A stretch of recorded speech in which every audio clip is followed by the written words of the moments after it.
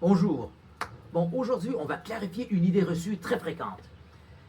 Quand les gens entendent parler de travail énergétique, ils s'imaginent souvent un truc ultra spectaculaire, des éclairs dans les mains, une chaleur énorme qui traverse le corps, ou carrément des voyages dans d'autres dimensions.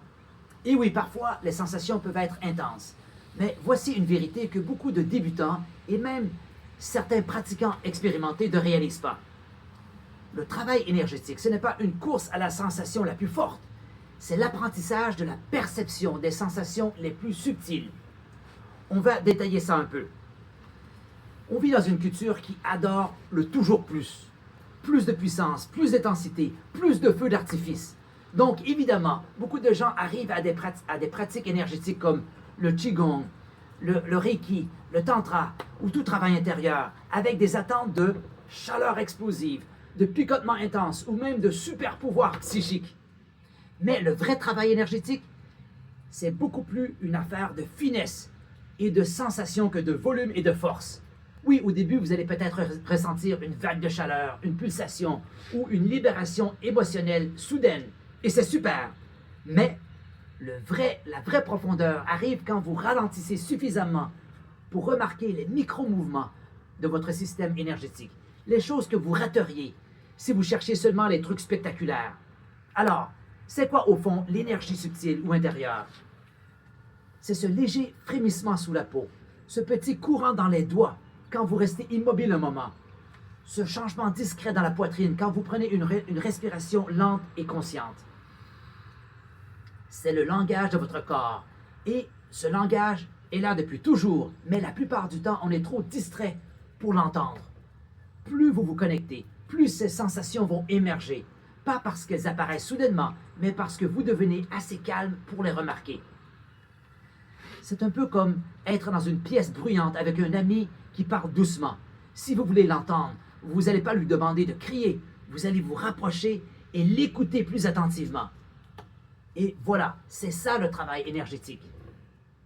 Un truc intéressant, les personnes qui courent après les sensations immenses finissent souvent épuisées, physiquement, émotionnellement ou spirituellement. Pourquoi? Parce qu'à force de chercher des stimulations fortes, vous passez à côté de l'intelligence subtile de votre corps énergétique. L'énergie subtile, elle porte des informations. Elle vous dit quand vous êtes désaligné.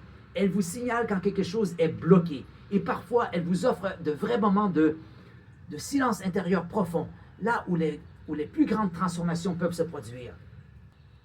Et le plus fou, c'est que quand vous développez cette sensibilité subtile, plus vous devenez compétent pour faire circuler, stabiliser et ancrer cette énergie. Ce n'est pas une question de force, c'est une question de finesse. Alors, comment on fait pour développer cette conscience subtile?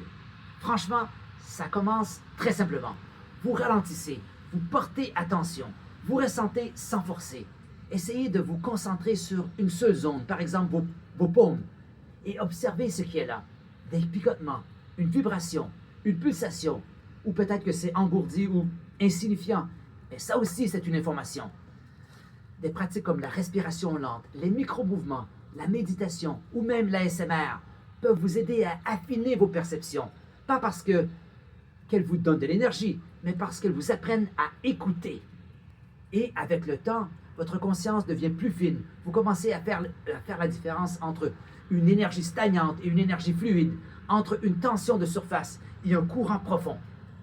Et c'est là que le travail énergétique cesse d'être une action à faire et devient une relation vivante avec votre corps. Alors, voilà le changement de perspective que je vous propose. Le vrai travail énergétique, ce n'est pas des feux d'artifice, mais c'est apprendre à ressentir plus profondément, plus subtilement, plus honnêtement. Et quand vous cessez de courir après des sensations fortes et que vous commencez à écouter les signaux doux et discrets de votre corps, c'est là que la vraie magie commence.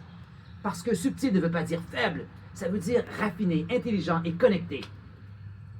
Et cette forme de sensibilité-là, c'est une vraie puissance. Alors, la prochaine fois que vous vous asseyez pour respirer, méditer ou juste vous recentrer, essayez ce changement. Ne cherchez pas plus d'énergie, cherchez ce qui est déjà là et écoutez. C'est là que commence la transformation. Merci pour votre attention et prenez bien soin de vous.